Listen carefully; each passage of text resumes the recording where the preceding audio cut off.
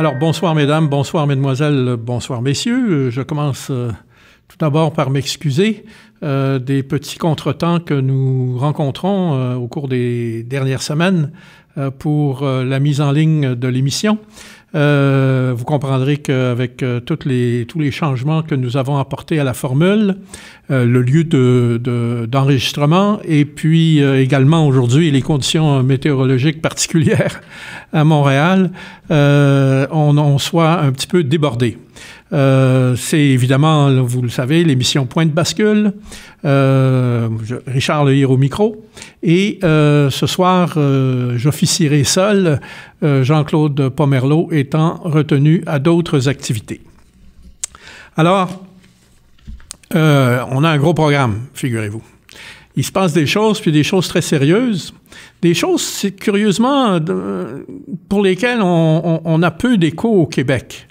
Entre autres, ce qui est la situation qui se présente à l'heure actuelle, c'est la possibilité d'une reprise d'un très gros débat constitutionnel impliquant non pas le Québec cette fois-ci, mais le gouvernement fédéral et la province de Colombie-Britannique et, évidemment, l'Alberta au sujet de la construction ou non du fameux pipeline Trans Mountain qui doit transporter du pétrole albertain, pétrole de schiste, on s'en souviendra, vers la côte de la Colombie-Britannique, en fait le port de Vancouver dans le delta de la rivière Fraser, et évidemment de Edmonton à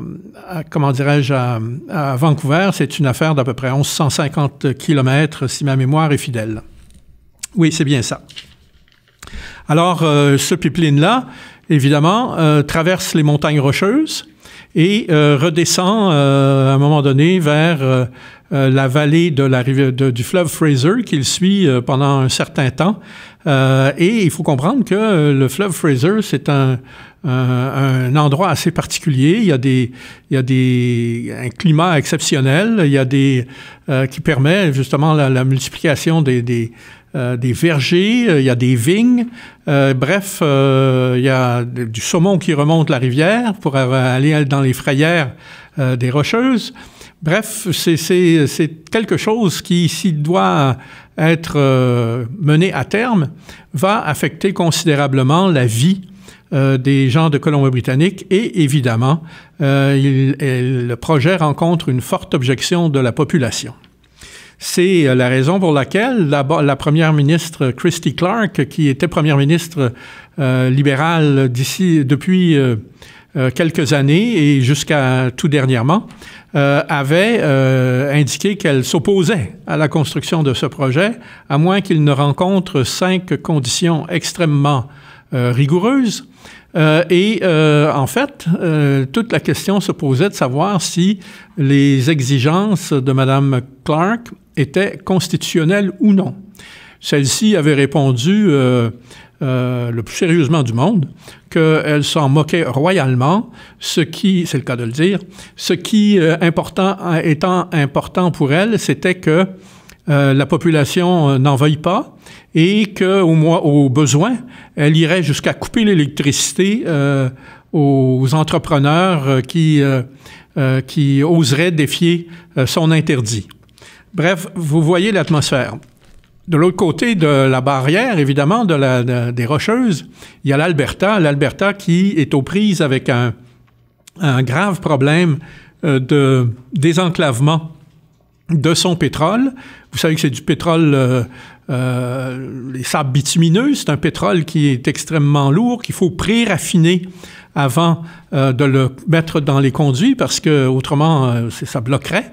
Donc, le risque environnemental est élevé lorsqu'on utilise ce produit-là, s'il faut qu'il y ait un écoulement quelconque. Et comme le pipeline traverse des zones qui sont à risque et qu'il se déverse et qu'il aboutit à Vancouver même. Et puis, alors, quand vous regardez la carte et que vous voyez Vancouver, vous découvrez que l'île de Victoria vient s'engouffrer littéralement dans l'estuaire de la rivière Fraser et que ça crée une situation particulièrement difficile pour la navigation. Alors, on sait que les gens de Colombie-Britannique et de Vancouver, de cette région-là, sont particulièrement friands de navigation à voile, que finalement, c'est tout leur mode de vie qui se retrouverait remis en question parce que le volume de la circulation maritime se trouverait à être multiplié par 7.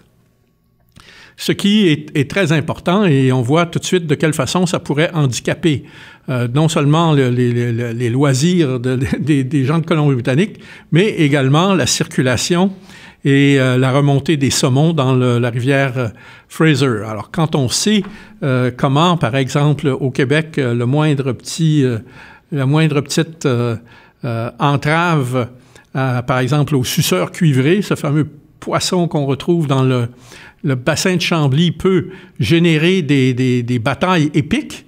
On n'a pas de peine à imaginer que les gens de Colombie-Britannique sont extrêmement, remontés contre la réalisation de ce projet. Alors, ça, c'est la réalité technique du projet. Je vous montrerai, vous verrez éventuellement à l'écran là apparaître la carte du projet. Vous verrez que 1150 km, il y en a à peu près un tiers, un peu plus d'un tiers, les deux cinquièmes, qui se retrouvent en Alberta et passer la frontière, donc en plein dans les montagnes et dans la région du parc national de Jasper. On passe en Colombie-Britannique et là, à ce moment-là, on se met à descendre en parallèle, parallèle, autant qu'on puisse parler de parallèle dans la mesure où on a un circuit aussi complexe que celui-là. On va suivre, grosso modo, le fleuve Fraser, avec tous les risques environnementaux dont je vous ai parlé. Alors, sur le plan politique, le gouvernement fédéral, lui, se retrouve dans une situation extrêmement délicate dans la mesure où il est coincé entre l'enclume et le marteau.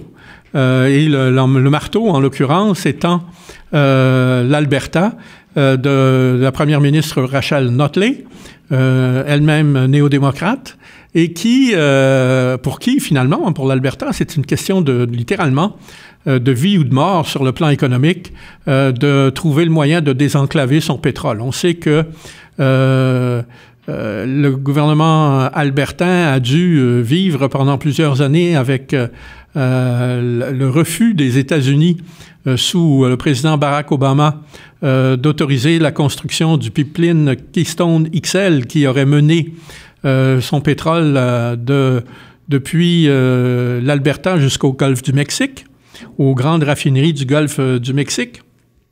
Raffineries, d'ailleurs, dont certaines avaient déjà été transformées en vue de la réception de ce pétrole-là, il faut le rappeler. C'est notamment le cas de la raffinerie de Total, du groupe Total, dans le golfe du Mexique, qui avait été complètement rénové en vue de... Et alors, ces investissements-là sont pour l'instant encore non rentables. Alors, aujourd'hui, avec la nouvelle administration du président Trump, il y a eu une décision du gouvernement américain de lever l'interdiction de construction sur le pipeline Keystone XL, mais entre le moment où effectivement cette autorisation-là est donnée et le moment où on va effectivement construire le pipeline, pouvoir le démarrer, il va s'écouler quand même un certain temps parce que il faut que le projet soit rentable économiquement, bien sûr, et évidemment, au cours actuel du pétrole, cours mondiaux du pétrole à l'heure actuelle, c'est pas la proposition n'est pas encore tout à fait au point. Alors, ça aussi, ça pose problème. On savait aussi que l'Alberta voulait exporter de son pétrole vers l'est du Canada avec le projet de TransCanada Énergie Est. On sait que ce projet-là a été contremandé par la compagnie elle-même, TransCanada, à la suite d'exigences de l'Office national de l'énergie qui lui apparaissaient démesurées dans le contexte économique que traverse à l'heure actuelle l'industrie pétrolière. Ce n'est que partie remise, me direz-vous? Possiblement, oui, possiblement que non, parce qu'il y a un autre facteur qui rentre en ligne de compte dans l'autorisation des projets de cette nature-là. C'est celui de l'acceptabilité sociale. L'acceptabilité sociale est un principe qui a été établi dans le milieu fin des années 70, début des années 80, dans le cadre des travaux de la commission Berger, qui examinait, se penchait sur la possibilité d'autoriser la construction d'un gazoduc qui relierait le delta de la rivière Mackenzie dans l'Arctique au sud de l'Alberta. Et devant des pressions très, très fortes des groupes autochtones, entre autres, à l'époque, la commission avait établi ce principe de l'acceptabilité sociale et avait décrété que le projet de la Canadian Arctic Gas, à l'époque, ne parvenait pas à obtenir le degré d'acceptabilité sociale requis pour qu'il puisse procéder sans encombre. Alors, ce principe de l'acceptabilité sociale, je l'ai moi-même vécu quand j'étais dans l'industrie pétrolière chez Texaco dans les milieux des années 80. J'avais reçu à mon bureau de Montréal un appel de notre compagnie sœur Texaco Exploration de Calgary, une demande d'aller voir, d'aller vérifier dans quelle mesure les chances de Texaco d'obtenir le permis d'exploration dans les grands bancs, les bancs de la baie George, qui est à la limite de la Nouvelle-Écosse et de l'État du Maine, pourraient être jugées recevables. Il n'a pas pris grand temps sur place de réaliser toute l'objection que soulevait ce projet-là, parce que, justement, les gens locaux en Nouvelle-Écosse, là, c'était sur la côte est de la Nouvelle-Écosse, entre Yarmouth et Digby. Ben, vous connaissez les pétoncles de Digby. Vous savez que dans cette région-là, il y a les plus grandes bandes de pétoncles au monde, que la population locale en vit et que c'était hors de question qu'on remette qu'on puisse venir perturber ainsi leur mode de vie, d'une part, et d'autre part, risquer de contaminer par des fuites comme celles qui se sont produites, par exemple, dans le golfe du Mexique, sur la fameuse plateforme de Shell il y a quelques années, qui viendraient contaminer l'eau des bancs de pétanque, surtout sachant que la dissolution du pétrole, des produits pétroliers, est beaucoup plus longue en eau froide qu'en eau chaude, comme c'est le cas dans le golfe du Mexique. Alors, toutes ces choses-là vous donnent une idée du degré de complexité de l'obtention des permis pour la construction des pipelines. Et se rajoute à ça, mais comme je vous le disais, des éléments de nature constitutionnelle, dans la mesure où la question se pose de savoir si c'est le gouvernement provincial, les gouvernements provinciaux ou le gouvernement fédéral qui a compétence pour autoriser ces projets-là. Alors, le gouvernement libéral, lui, fédéral, est pris dans une situation très difficile, comme je vous le disais. C'est un peu l'histoire de l'enclume et du marteau, ou l'arbre et l'écorce, si vous voulez une autre image. Et il doit arbitrer, finalement, entre les intérêts de deux provinces, l'Alberta et la Colombie-Britannique, en l'occurrence, et évidemment l'intérêt national canadien. Alors, pour ce qui est de l'intérêt des provinces, on comprend facilement celui de l'Alberta, qui a un besoin vital d'exporter son pétrole, de désenclaver son pétrole, mais on comprend aussi que du côté de la Colombie-Britannique, ça passe pas comme du beurre dans la poêle, loin de là. Et évidemment, là, ça atteint des proportions dramatiques à cause de la situation économique dans laquelle se trouve depuis 2 ou 3 ans à cause de la baisse du prix du pétrole. Baisse mondiale là, des prix du pétrole. L'Alberta qui dit « Hey, vous nous demandez de financer la péréquation, mais en même temps, on n'a plus de revenus de notre produit, de notre pétrole. Il y a quelque chose qui ne marche pas là-dedans. » Alors, il y a ce problème-là. Du côté du gouvernement fédéral, il y a toute la question, évidemment, bien sûr, des redevances du fédéral sur ce pétrole-là. Et elles sont énormes, elles sont colossales. Et elles peuvent l'être encore davantage si les volumes sont plus élevés. Et ça survient, ce problème-là, à un moment donné où le Canada est dans une situation difficile sur le plan économique parce que son industrie manufacturière s'est considérablement érodé dans son cœur, qui était l'Ontario jusqu'au milieu des années 80, et que, à la fois à cause de la financiarisation de l'économie et à cause de la désindustrialisation et la délocalisation de la production industrielle vers des pays à moindre coût, la base manufacturière qui supportait la péréquation, les transferts sociaux, etc. L'Ontario était la vache à lait du régime fédéral. Eh bien, cette vache à lait, là, s'est considérablement tarie et elle est particulièrement menacée à l'heure actuelle par la possibilité que le Canada et les États-Unis n'arrivent pas à s'entendre sur la reconduction de l'accord de libre-échange qui les lie depuis 1985. Alors, si ça devait être le cas, évidemment, il y aurait des barrières tarifaires importantes sur les produits manufacturiers canadiens, et on parle notamment pour l'Ontario de l'industrie de l'automobile, ce qui serait absolument catastrophique. Donc, on comprend que du côté du gouvernement fédéral, il y a une pression très, très forte pour accommoder, entre guillemets, la Colombie-Britannique, au détriment, bien sûr, des gens de Colombie-Britannique. Ça ne passera pas comme du beurre dans le poêle. Hein? Il faut s'attendre à ça, et il faut s'attendre à une levée de bouclier, d'autant plus que le nouveau premier ministre Horgan de Colombie-Britannique, un néo-démocrate, comme d'ailleurs Mme Rachel Notley, qui est première ministre en Alberta, et vous voyez que le fait d'être tous les deux néo-démocrates n'a pas nécessairement pour effet de les amener à se rejoindre.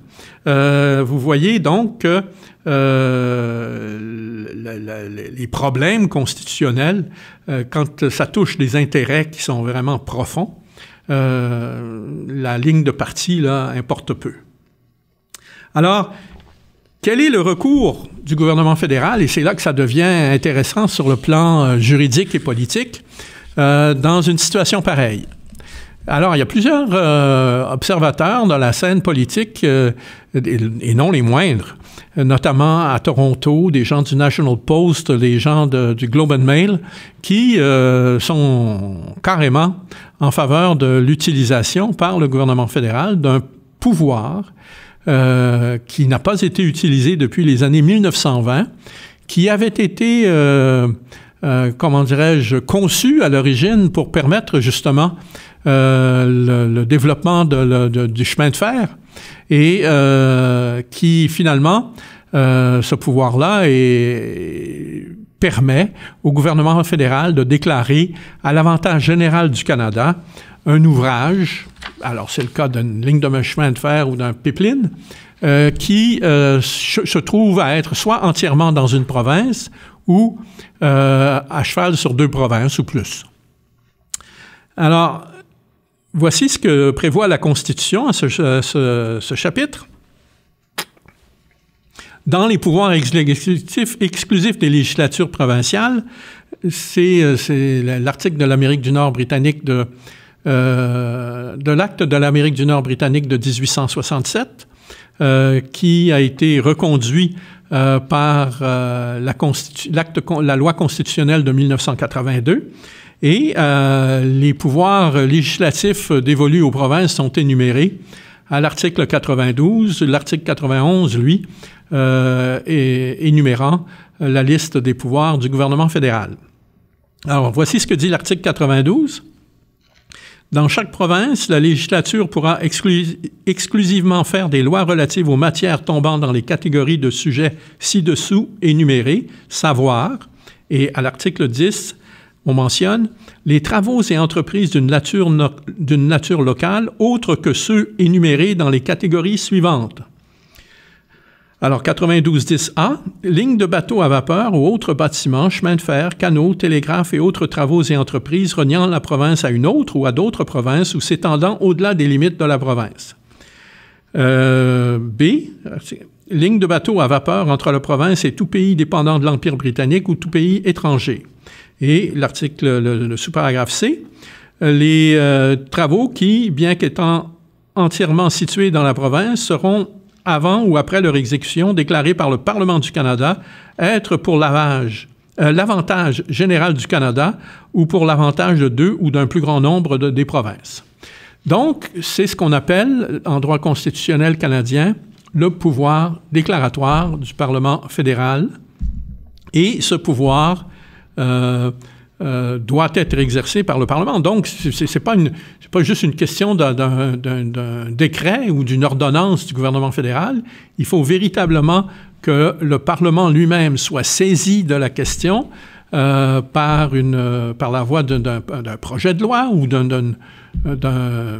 ça ne peut être que d'un projet de loi, étant donné que ça implique la législature et le Sénat, et qu'il soit invité à déclarer à l'avantage du Canada un projet en particulier.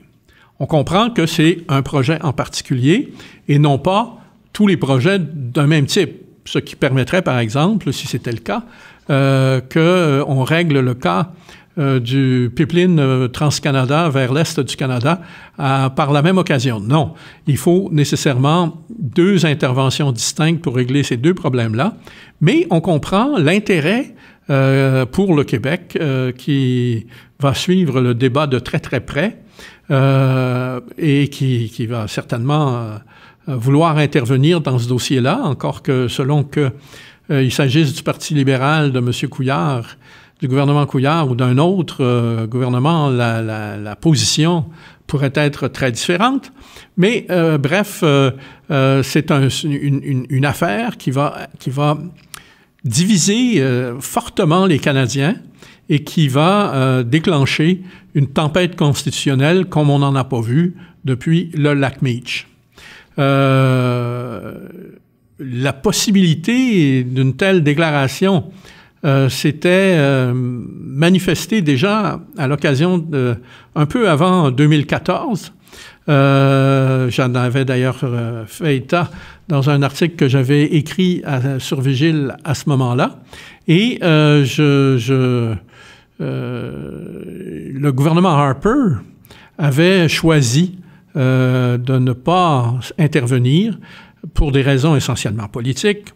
Le gouvernement Harper, on le sait, Harper lui-même était un député de l'Alberta. Il y avait un risque assez élevé que ce soit perçu par les Albertains ou la Colombie-Britannique comme une intervention biaisée du gouvernement fédéral.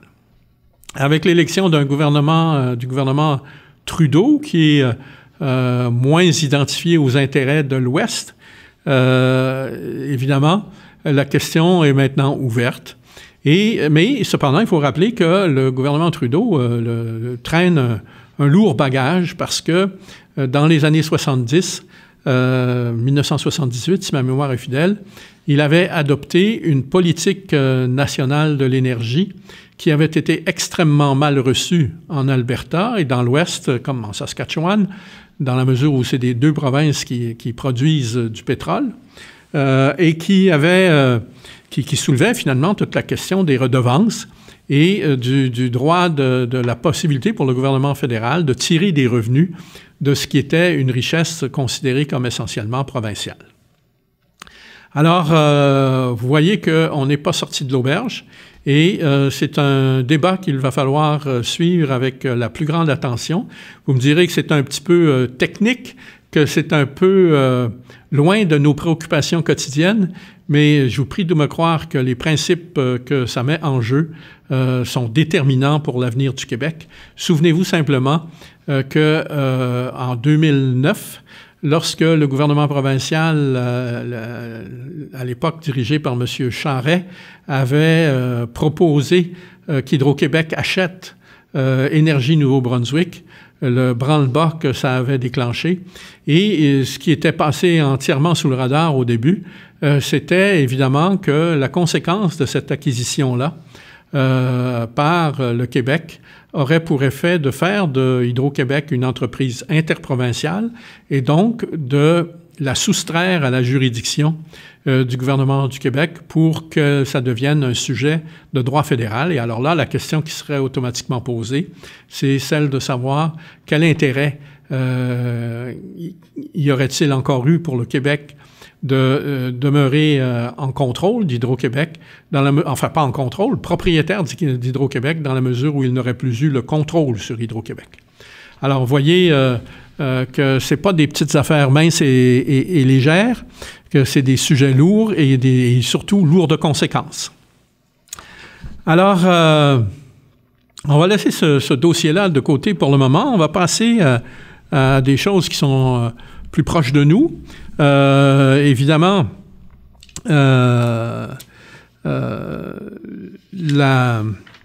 l'actualité nous fournit bien sûr bien de quoi nous occuper, et parfois même pour en rire un peu, comme c'est le cas par exemple avec cette déclaration faite par notre ineffable premier ministre Pee-wee Trudeau, comme ça que je l'appelle, Justin Trudeau, qui a fait une déclaration, mais alors renversante, qui a d'ailleurs été reprise par tous les grands quotidiens du monde, en suggérant que il fallait plus employer le mot mankind, c'est-à-dire humanité, mais qu'il fallait parler de people kind. Autrement dit, là, la théorie du genre s'introduisait dans le vocabulaire et venait déterminer ce qui était désormais disable et pas disable. Et mankind n'était plus disable. Alors évidemment, devant le haut-là que ça a soulevé un peu partout dans le monde, ce soir, Pee-wee, notre ami Pee-wee Trudeau, cherche à se rattraper et dit que ce n'était qu'une blague. Écoutez, s'il n'avait été qu'une blague, il l'aurait vite dit avant de se couvrir de ridicule dans les journaux du monde entier. Bref, c'est ça qu'on a comme premier ministre et vous voyez qu'avec ça, on n'ira pas loin. Dossier du cannabis, on en a parlé il y a 2 semaines. On revient là-dessus parce qu'il y a eu encore des informations qui démontrent le lien très étroit qu'il y a entre les gens qui vont profiter de la légalisation du cannabis et le Parti libéral du Canada. Encore ces derniers jours, on apprenait qu'en plus du ministre Martin Cochon, qui était identifié de très près au Parti libéral du Canada pour avoir été ministre de la Justice pendant quelque temps dans le gouvernement de M. Martin, si ma mémoire est fidèle. Il y avait aussi, on a découvert ça, le ministre Pierre Petitgrou, qui lui est associé avec une firme qui va jouer un rôle dans la commercialisation, la mise en marché du cannabis. Et quand on regarde la liste de toutes les autres personnes qui sont associées de près ou de loin à cette affaire-là, on voit tout de suite que c'est énorme. Pire, tout ce monde-là a incorporé des entreprises dans les paradis fiscaux pour se soustraire au fisc. Alors, c'est ça l'exemple que donnent les dirigeants libéraux. Et évidemment, on comprend qu'ils sont juste là pour remplir leurs poches et s'enfuir après. Hein? Ça rappelle un petit peu cette pièce de Victor Hugo, Ruy Blas, qui est un grand classique, et qui commence comme ceci, si ma mémoire est fidèle. « Bon appétit, messieurs, aux ministres intègres, conseillers vertueux. Voilà votre façon de servir, serviteurs qui pillez la maison. Donc, vous n'avez pas honte, et vous choisissez l'heure sombre où l'Espagne agonisante pleure. Donc, vous n'avez ici pas d'autres intérêts que remplir votre poche et vous enfuir après. Soyez flétris devant votre pays qui tombe, fossoyeur qui venait le piller dans sa tombe. » Voilà, Victor Hugo, Ruy Blas, ça c'est dans les années 1840-50, et c'est un grand classique de la littérature française. Mais vous voyez que entre les problèmes qu'on décrivait à l'époque et ceux d'aujourd'hui, il n'y a pas grande différence. Au fond, rien de nouveau sous le soleil. Là où il y a de l'homme, comme disait Pascal, le grand philosophe, il y a de l'hommerie. Et je suppose que maintenant, il faudra dire, là où il y a de la femme, il y a de la femmerie. Hein? Bon. Un autre sujet qui a repris une actualité brûlante ce soir, sur le plan de la politique québécoise, c'est cette déclaration à la reprise des débats parlementaires aujourd'hui du député péquiste Stéphane Bergeron, qui était en 2013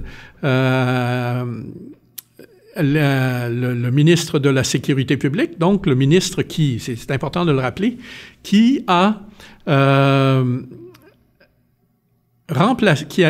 placé à la tête de la Sûreté du Québec un chef différent, qui est rendu maintenant directeur de la sécurité à Hydro-Québec, que les libéraux ont déplacé dès qu'ils sont arrivés au pouvoir, en 2014, pour mettre à sa place quelqu'un de beaucoup plus complaisant à leur endroit. Et donc, M. Lafrenière, lui, était sous-ministre dans le temps du gouvernement libéral de Jean Charest, et évidemment, il est devenu directeur de l'UPAC. Alors ça, c'est important de le rappeler. On comprend que si le Parti libéral a nommé M. Lafrenière à la tête de l'UPAC, c'est certainement pas parce qu'ils le redoutaient. Au contraire, c'est qu'ils avaient le sentiment de placer là un ami qui regarderait leurs affaires avec un œil plutôt complaisant. Alors, c'est pendant la période de cet intérim, finalement, dans le pouvoir libéral, qu'a constitué les 18 mois du gouvernement Marois, du PQ, que l'enquête mâchurée a pu être mise en place, et sur le régime Charest. Vous comprendrez que ça explique un petit peu pourquoi ça prend tant de temps à ce que ce procès-là débouche aujourd'hui, maintenant que les libéraux sont revenus au pouvoir, et pourquoi aujourd'hui M. Bergeron, le député, qui est un avocat, donc qui a une bonne idée de la façon dont le système fonctionne, et a soulevé le fait que, bon, il avait des informations de sources sûres, donc présumément des sources policières, hein, on s'entend, qui l'informaient que il y avait de la complaisance politique sous l'administration de M. Lafrenière à l'UPAC. Alors, évidemment, levée de bouclier, tout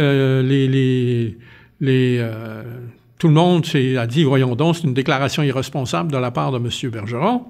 Et les gens devraient regarder un petit peu ce qui s'est passé dans le passé, et ils trouveraient, par exemple, dans un document sur Google, là, sur l'Internet, un dossier qui s'appelle le dossier plq.com. Hein, je vous engage vivement à le consulter. Et vous verrez à un moment donné un onglet dans ce dossier-là qui s'appelle « Sûreté du Québec ». Et là, vous découvrirez toutes les belles opérations douteuses de la Sûreté du Québec dans des enquêtes au cours des dernières années sous l'administration, de Jean Charest ou de Philippe Couillard. Alors, c'est à examiner, je vous invite fortement à le faire, et vous comprendrez que les questions soulevées aujourd'hui par le député Bergeron du PQ sont extrêmement pertinentes, et tout en sachant aussi que vous comprendrez facilement qu'il n'a pas épuisé toutes ses munitions. S'il a ouvert ce dossier-là aujourd'hui, c'est qu'il dispose de suffisamment d'informations pour revenir à la charge demain, très certainement, et la semaine prochaine, à l'occasion des travaux parlementaires de la période des questions. Alors, ça nous en promet des vertes et des pas mûres, et vous pouvez être certain que le Parti québécois ne lâchera pas le gouvernement sur cette question-là, tout simplement parce que ça devient pour lui une question de vie ou de mort, de convaincre l'électorat francophone qu'il est le mieux placé pour défendre leurs intérêts et qu'ils doivent le privilégier sur tout autre parti aspirant à défendre les Québécois lors de la prochaine élection. Alors, c'est une tournée un petit peu rapide de la politique québécoise. Un autre sujet qu'on va aborder un peu, c'est toute la question de la gauche. Hein. Vous avez remarqué, il y a peut-être 2 semaines, là, qu'il y a la gauche qui s'est manifestée, mais la gauche traditionnelle, la gauche conservatrice, hein, c'est un petit peu contradictoire, qui s'est manifestée et qui s'en est pris de façon véhémente à la gauche progressive, qu'elle accuse de diviser les forces dans le combat national.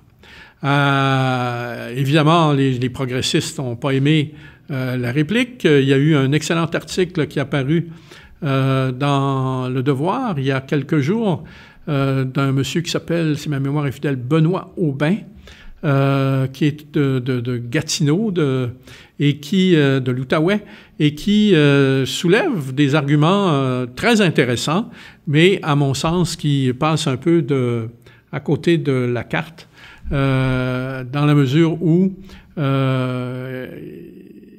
il y a il continue d'y avoir une certaine naïveté sur l'effet de la division de la gauche à l'endroit, dans le débat national. Donc ça, c'est un débat à suivre parce que ça va opérer un réalignement des forces et qui devient de plus en plus nécessaire au fur et à mesure qu'on constate que la nation est en péril. Que les échecs référendaires ont fini par peser de leur poids sur le plan politique, que la démographie est en déroute. Hein? On a un taux de remplacement à l'heure actuelle de la population qui est de 1,2, alors qu'il faudrait qu'on se trouve à 2,1 et peut-être un peu plus, 2,3, pour qu'il y ait un remplacement naturel de la population. Et ça, c'est vrai depuis 1968. Hein, il faut comprendre qu'on accumule un lourd retard et c'est pourquoi l'immigration nous fait si mal et c'est pourquoi un jeune chercheur que Vigile a eu l'occasion de rencontrer et d'écouter et nous a permis de comprendre à quel point la situation était grave et que sur un horizon prochain de 2035, donc c'est dans 17 ans, les francophones canadiens français là, deviendraient minoritaires au Québec. Alors, à toute fin pratique, c'est l'extinction de la nation si les choses continuent dans cette direction-là. D'où l'importance d'examiner de nouveau toute la démarche nationale du Québec, toute la démarche de construction de l'État, parce qu'il faut bien comprendre que, comme l'a si bien souligné le chanoine Lionel Groulx dès les années 1930, l'avenir de la nation passe par la construction d'un État sur lequel cette nation va pouvoir s'appuyer pour assurer sa survie et prendre son essor. Donc, c'est critique et il faut absolument, très rapidement, retrouver nos orientations fondamentales, comprendre ce qui est dans notre intérêt et ce qui ne l'est pas, comprendre aussi que la nation québécoise s'est construite sur deux piliers très forts. Un, c'est l'attachement des Québécois au catholicisme, et deux, à la langue et à la culture française, deux comme deuxième pilier.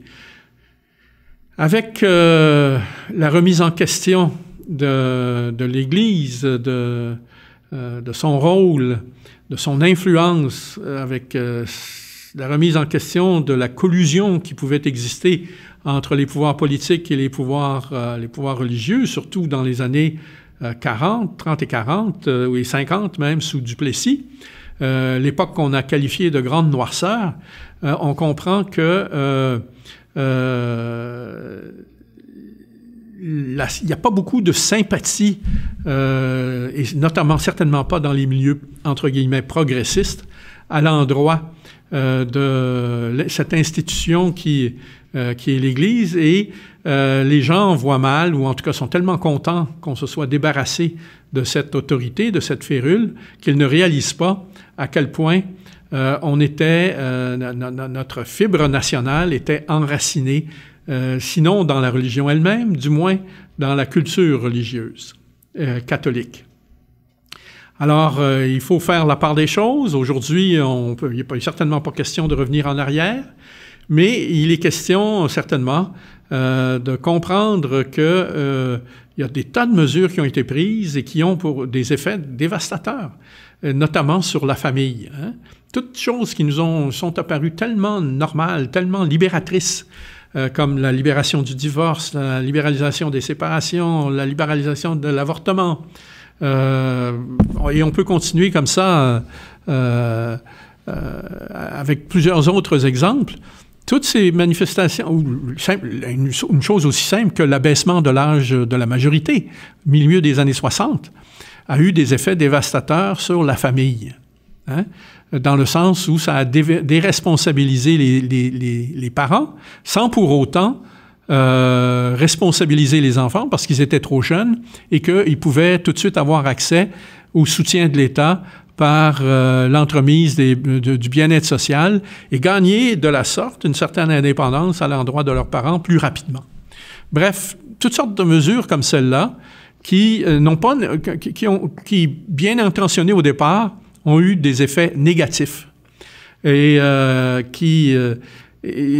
encore, c'est surprenant de voir à quel point on s'est jamais soucié de l'effet, de l'impact que ces mesures-là auraient, tant on était pressé d'obtenir la satisfaction recherchée avec la libéralisation du cadre, de l'encadrement qu'on subissait, qu'on ne s'est pas soucié des effets et certainement pas de mettre en place des mesures d'atténuation ou de compensation qui auraient permis de réduire, de minimiser ou même d'annuler complètement les effets désastreux que ces mesures-là pouvaient avoir par ailleurs.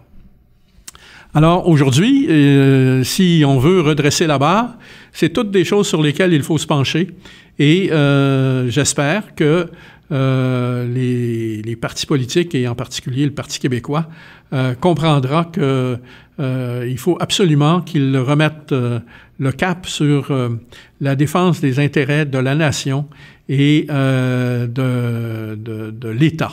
Bon, il semble que sur la question de l'État, le message soit passé, et encore il faut s'inquiéter pour l'instant que ça demeure trop strictement lié à des considérations budgétaires, économiques. L'État, un État fort, c'est pas nécessairement un État qui est ultra généreux et qui dépense à tour de bras.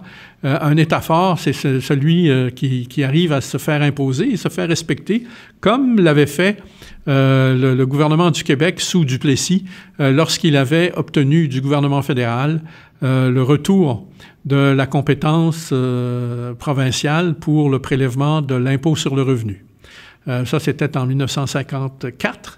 Et curieusement, une chose qui est très méconnue, c'est que lorsque le gouvernement provincial avait procédé à ce rapatriement-là, il l'avait fait sur la base des conclusions du rapport Tremblay, une commission d'enquête royale. Le Québec avait nommé une commission d'enquête royale de son autorité sur les problèmes constitutionnels du Canada et des relations avec le gouvernement fédéral.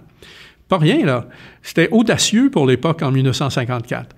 Et donc, le rapport Tremblay avait préconisé comme première mesure le rapatriement de ce pouvoir qui avait été cédé au fédéral à l'occasion de la guerre. Mais il avait également, et ça c'est moins connu, déposé un tas d'autres recommandations qui seront mises en œuvre par le Parti libéral lorsqu'il arrivera au pouvoir en 1960. Et donc, un bon nombre de ces mesures-là, comme la mise sur pied de la caisse de dépôt, comme le ministère de l'Éducation, tout ça, c'était des mesures qui étaient contenues dans le rapport Tremblay et que les libéraux n'ont fait que mettre en œuvre. Souvenez-vous aussi de toute cette pléthore d'organismes provinciaux mis sur pied à l'époque, Sidbec pour l'acier, Socia pour Société québécoise d'initiative agroalimentaire, Rexfort pour l'industrie forestière, Sochem pour le secteur minier, et j'en passe, la Société générale de financement. Bref, toute une série de moyens, de leviers par lesquels l'État affirmait sa présence et à la défense et au soutien des initiatives économiques des Québécois. C'est de cette façon que les Québécois ont cessé d'être littéralement les pupilles de l'État fédéral et qu'ils ont acquis une certaine maturité sur le plan économique et des compétences pour assurer eux-mêmes leur développement, comme on l'a vu par la suite. Alors, comme vous voyez, c'est un vaste programme et il faut retrouver rapidement cette conscience-là, de ce besoin-là, pour que le Québec puisse envisager de survivre à ces 500 premières années. Hein. Je vous ai parlé tout à l'heure de l'horizon 2035. Bien, figurez-vous qu'en 2034, 1534, c'est l'arrivée de Jacques Cartier au Canada. Donc, en 2034, ça fera 500 ans que le Québec est sur la carte et que il y a une nation québécoise qui s'est développée. Et la question est de savoir maintenant si cette société-là va franchir le cap de ces 500 ans-là, va survivre au-delà de ces 500 ans-là, prendre un nouvel élan et se projeter dans l'avenir à son avantage. Si on regarde simplement ces 500 dernières années-là, on est obligé de constater que l'apogée, le moment le plus fort de la nation québécoise, ça a été la fin des années 60. Curieusement, ça coïncide grosso modo avec l'Expo 67.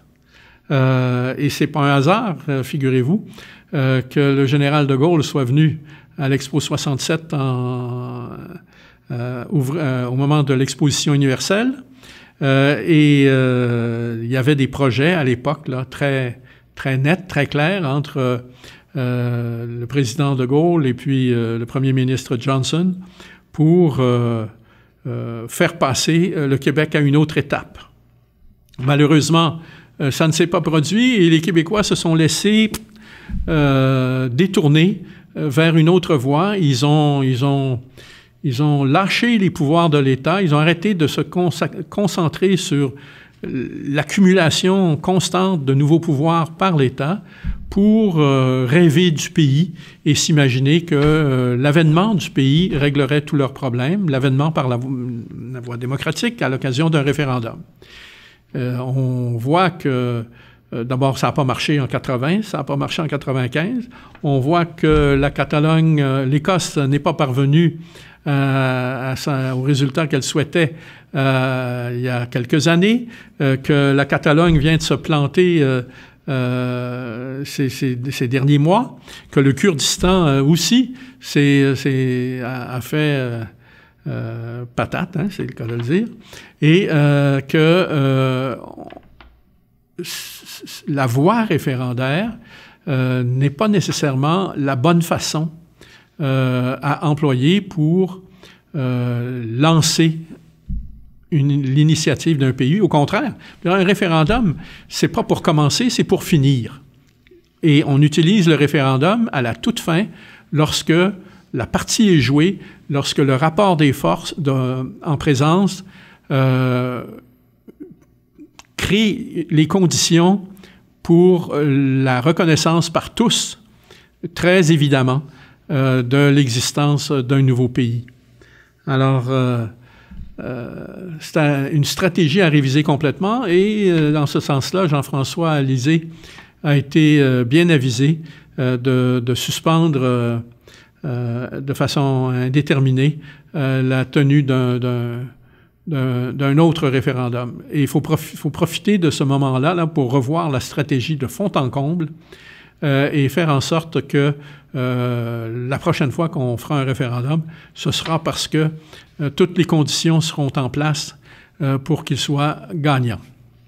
C'est la fameuse expression des conditions gagnantes qui avait été utilisée par Lucien Bouchard, mais Lucien Bouchard, on peut douter fortement de sa sincérité lorsqu'on regarde quel a été son cheminement et on découvre alors que finalement, lui, il remettait le projet carrément aux calendes grecques. En fait, il voulait surtout pas qu'il voie le jour. Il était, lui, foncièrement, à mon sens, attaché à l'image d'un Canada, d'un Québec fort, d'un Québec indépendant dans un Canada fort. Bref, c'est la fameuse image de Yvon Deschamps. Là, je ne suis pas bien sûr que je l'ai rendu correctement, mais vous avez compris à quoi je fais référence. Alors, comme on revient sur le sujet de la politique internationale, c'est le prochain volet de l'émission d'aujourd'hui, et on va examiner ce qui se passe surtout aux États-Unis. Hein. Vous avez remarqué là que ça brasse à la fois sur le plan politique et sur le plan économique, financier. Vous avez vu le plongeon des bourses au cours des derniers jours, et il faut comprendre que ce plongeon-là amorce un nouveau cycle boursier. Un cycle qui, lui, va vraisemblablement être baissier. Le cycle haussier qu'on a connu, là, c'est le plus long de l'histoire. Il a duré près de 8 ans, depuis 2008, et il a été alimenté essentiellement par les interventions des grandes banques centrales, et notamment de la Banque centrale américaine, la Fed, pour envoyer en circulation des liquidités en quantité phénoménale, des milliards et des milliards, des trillions de dollars. Donc, c'est des milliards de millions, des millions de milliards. Et c'est vraiment beaucoup d'argent qui a été écoulé dans le système sans que tout cet argent ne parvienne à relancer véritablement sur des bases solides l'économie mondiale. C'est donc particulièrement inquiétant parce que les pays se sont évidemment fortement endettés pendant ce temps-là, qu'il n'y a pas eu d'inflation, et on sait que l'inflation, ça permet justement de rembourser les dettes à coût nul, pratiquement. C'est comme ça, par exemple, qu'on a eu de l'inflation de l'ordre de 17, 18, 19 et même 20% dans les années 1980 pour permettre aux États-Unis de surmonter les dettes qu'ils avaient accumulées avec la guerre du Vietnam. Alors, bien sûr, les taux d'intérêt suivait, était toujours un peu plus élevé que le taux de l'inflation. Et évidemment, le coût du capital était très élevé. Je me souviens dans ces années-là avoir été jeune propriétaire d'une maison et d'avoir eu des paiements hypothécaires là gonflés de 17 et de 18% d'hypothèque. Là. Alors, si vous avez de la misère à 1%, imaginez ce que ça pouvait être à l'époque. Mais malgré tout, vous voyez, à cause de l'inflation, on est parvenu à passer au travers, y compris, pas juste les gouvernements, mais y compris même les particuliers. Parce que pendant le même moment, les salaires augmentaient extrêmement rapidement. Alors, ces dernières années, pas d'inflation et des taux d'intérêt nuls.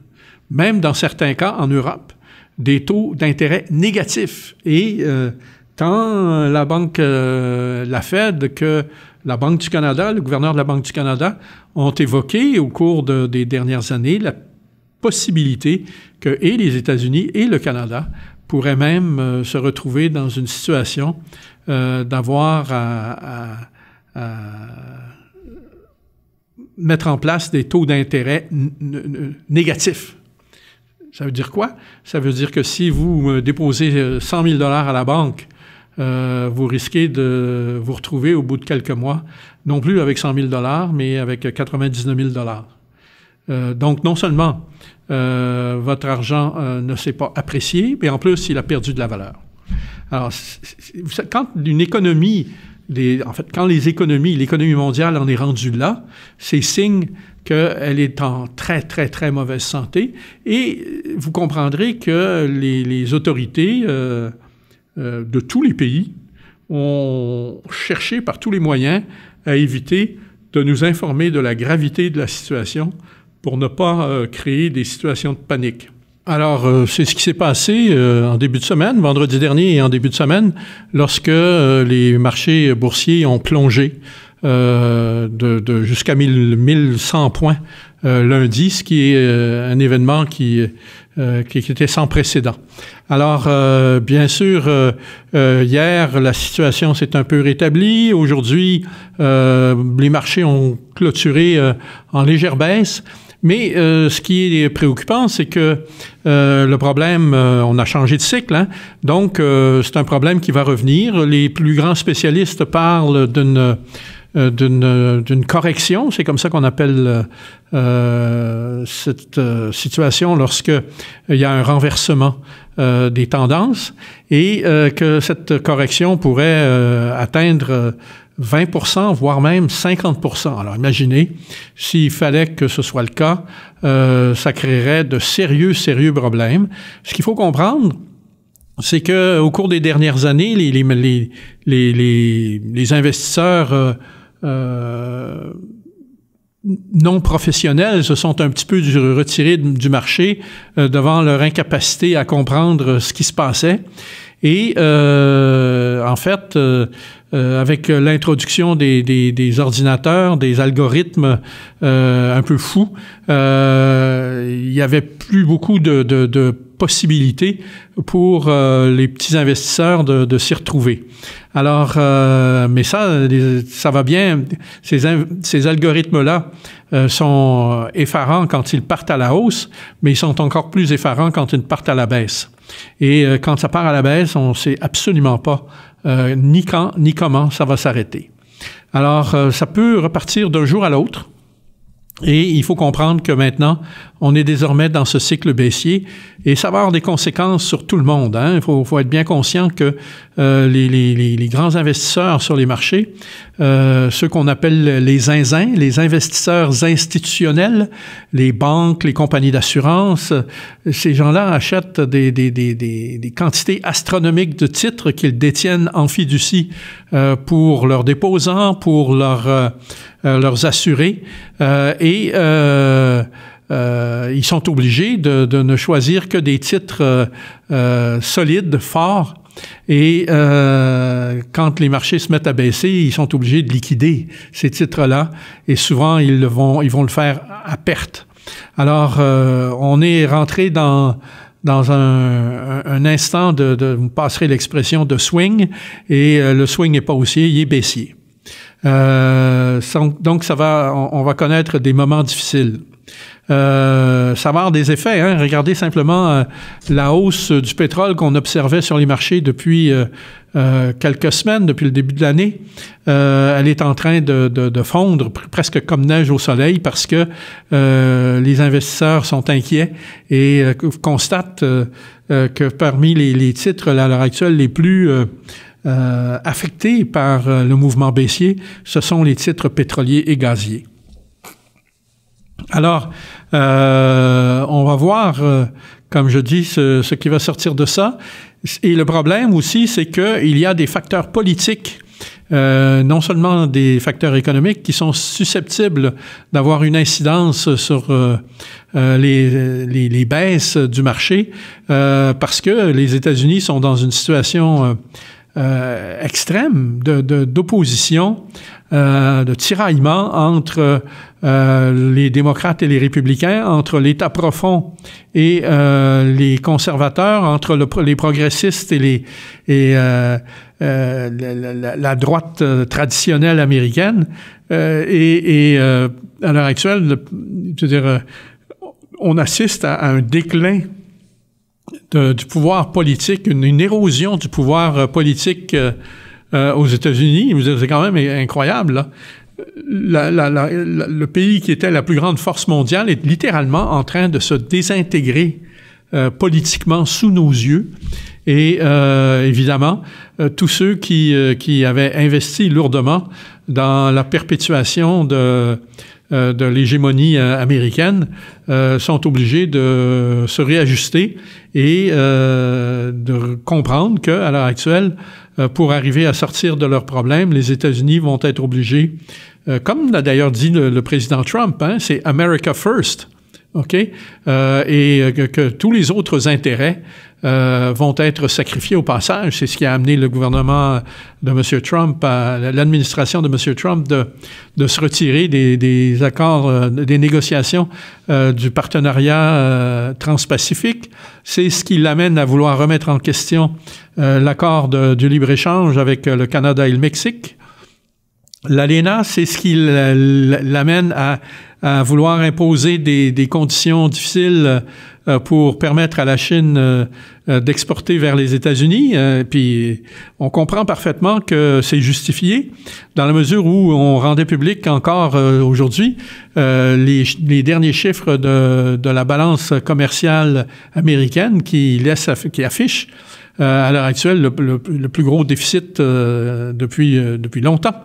Alors, on est dans cette situation-là et évidemment, se pose aussi la question à partir du moment où le pouvoir politique américain s'effrite de toutes ces alliances qu'avait conclues le gouvernement américain avec ses alliés de l'OTAN, tous ces autres alliés de toutes les autres organisations et qui, d'un seul coup, découvrent que le pouvoir sur lequel ils pensaient pouvoir s'appuyer est en train de littéralement se fondre sous leurs pieds. Alors, on assiste à ce réalignement-là en même temps que se construit l'association, que se renforce l'association entre des pays comme la Chine, comme la Russie, comme l'Inde, les fameux BRICS, auxquels se rajoute maintenant l'Iran, que même la Turquie est en train de délaisser son alliance traditionnelle avec les États-Unis et l'OTAN, que là, vraiment, là, on voit tout un écheveau de relations qui sont en train de s'échiffer, de s'étioler. Alors, comme ce n'est pas de bon augure, et certainement, ça augure très mal pour la stabilité politique dans le monde. Il fut un temps, à l'époque de l'opposition entre au temps de la guerre froide finalement, entre l'opposition entre les États-Unis et l'URSS, qu'il y avait un équilibre dans le monde, et puis que ce système-là, avec tous ses défauts, finalement assurait une certaine stabilité. Tout le monde savait de chaque côté jusqu'où il pouvait aller, ne pas aller. Bien sûr, il y a eu des moments très forts, en 1962, au moment de la crise des missiles de Cuba. Mais entre 1962 et 1980, il y avait les deux puissances, superpuissances avaient trouvé, sinon un terrain d'entente, du moins un modus vivendi, dont tout le monde s'accommodait parce qu'il était garant d'une certaine sécurité. La situation a basculé avec l'effondrement de l'URSS à la suite de l'implication de l'URSS en Afghanistan et avec les coûts que ça a entraîné pour elle. Et évidemment, les États-Unis en ont profité à ce moment-là pour s'imposer comme seule puissance mondiale. Depuis à peu près 5 ans, depuis 2012, on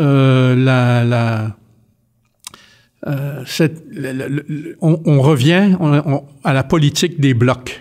Les États-Unis, là,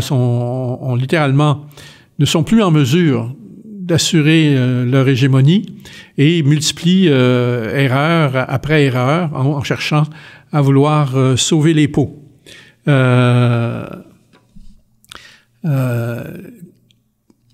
chaque fois qu'il y a une perte de puissance de la part d'un grand pays comme les États-Unis, évidemment, ça crée une situation de vacuum et ça devient une occasion pour toutes sortes de pays de profiter d'un certain opportunisme pour remplir le vacuum qui est laissé. Alors, qui va tirer son épingle du jeu de la façon la plus sûre?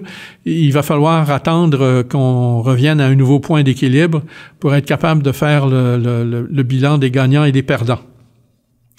Il y a d'autres situations, évidemment, qu'on suit de près, comme vous le savez. Celle de la Catalogne, alors là, plus ça va, moins ça va.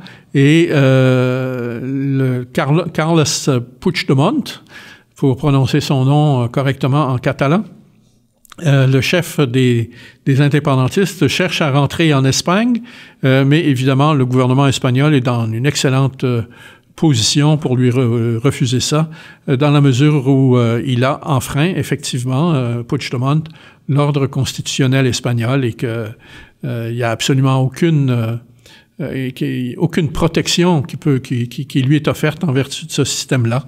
Même il est en train sa base populaire est en train de s'éroder devant l'échec finalement de sa stratégie. Il faut être conscient de ça, parce que c'est effectivement ça qu'on est en train de constater. La situation en Syrie évolue aussi. On voit que la Turquie, de façon à repousser toute velléité kurde de créer un État, Kurdistan, a choisi d'entrer sur le territoire syrien, dans le nord de la Syrie, à la frontière entre la Syrie et la Turquie, pour désarmer les terroristes qui ont participé évidemment à Daesh, ont soutenu Daesh, le mouvement Al-Nosra aussi, et mais finalement, ce que redoute depuis le début la Turquie, évidemment, c'est la possibilité de voir émerger un Kurdistan. Or, les Américains soutenaient les Kurdes. Les Américains ont perdu finalement énormément l'initiative en Syrie, et même, ils ont plus que perdu l'initiative, ils ont perdu la face, et ils cherchent à la sauver en maintenant un couloir dans le nord de la Syrie. La Syrie, la Russie, qui défend, qui s'est portée garante de la souveraineté territoriale de la Syrie, ne voit pas les choses du même œil, et à l'heure actuelle, les Turcs en sont rendus à confronter directement les États-Unis pour leur dire carrément « enlevez-vous de là, vous ne pouvez pas soutenir les Kurdes, ça se fait à notre détriment, à nos risques ». Alors, jusqu'où est-ce que Erdogan va pouvoir aller dans son bluff?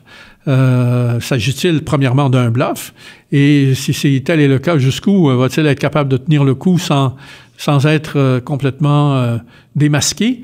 C'est ce qu'on va découvrir dans les jours et les semaines qui viennent. Mais il n'y a pas de doute que les Américains, leur situation qui était déjà difficile, vient encore de se compliquer avec la position prise par Erdogan. D'autant plus que, il faut le savoir, la Turquie est un allié important des États-Unis dans l'OTAN. Il faut comprendre que la Turquie est le pays qui a, après les États-Unis, l'armée la plus forte parmi les pays de l'OTAN. Hein. C'est des choses qu'on a de la difficulté à croire, tant elles nous apparaissent étranges, mais c'est un fait que sur le plan militaire, la Turquie est le pays qui a le plus de troupes, le plus d'effectifs militaires en service. S'il faut que la Turquie fasse faux bond, on voit tout de suite l'effet de délitement que ça va avoir sur l'ensemble de l'OTAN. Surtout aussi, en plus, il faut que la Turquie se rallie à la Russie et à l'Iran et à la Syrie, et à la Chine. Et là, on voit que les Américains auront véritablement perdu la partie. À travers tout ça, des pays cherchent à maintenir leur position. La France cherche à gagner des positions commerciales en Iran. Y parvient, mais est continuellement contrecarré dans ses desseins par les sanctions américaines qui lui créent une situation difficile. Ces fameuses sanctions, d'ailleurs, sont de plus en plus dénoncées par tous les pays européens qui, évidemment, ne peuvent plus faire affaire aussi librement avec la Russie, qui constituait quand même pour eux un débouché très important.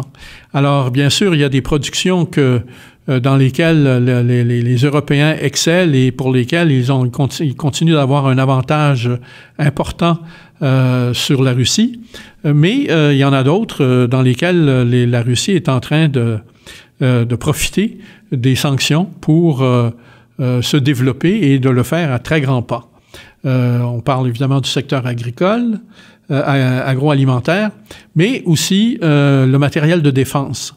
Et la Russie est désormais un exportateur à prix avec une technologie très moderne, et à l'heure actuelle plus moderne que celle des États-Unis, des positions très importantes sur des marchés qui autrefois étaient entièrement acquis aux États-Unis.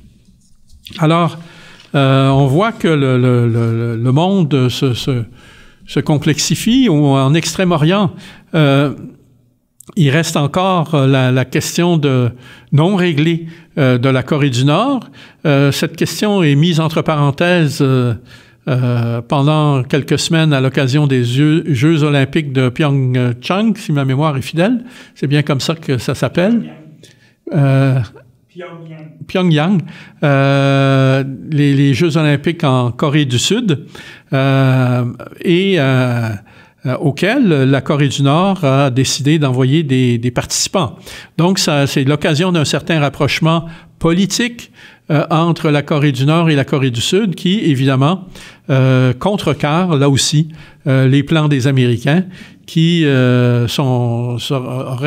semblaient pressés d'en découdre avec la Corée du Nord. Mais évidemment, on peut comprendre l'intérêt de la Corée du Sud parce que s'il fallait qu'il y ait effectivement un conflit entre les États-Unis et la Corée du Nord, la Corée du Sud serait nécessairement affectée de façon très, très sérieuse. Évidemment, elle cherche par tous les moyens à ne pas se retrouver dans cette situation-là. Il y a quand même des intérêts économiques importants en jeu pour la Corée du Sud. Vous avez juste à regarder autour de vous, là, vos électroménagers chez vous, la laveuse, la sécheuse, tous les petits électroménagers, les réfrigérateurs, vous comprendrez que la part de marché que s'est taillée la Corée du Sud sur ces marchés-là au cours des dernières années est considérable et que ça maintient de l'emploi à un niveau très substantiel en Corée, que ça contribue à l'enrichissement, à l'amélioration du niveau de vie des Coréens du Sud, et que ça n'est pas quelque chose qu'ils sont prêts à sacrifier dans une aventure qui pourrait avoir des retombées dramatiques contre la Corée du Nord.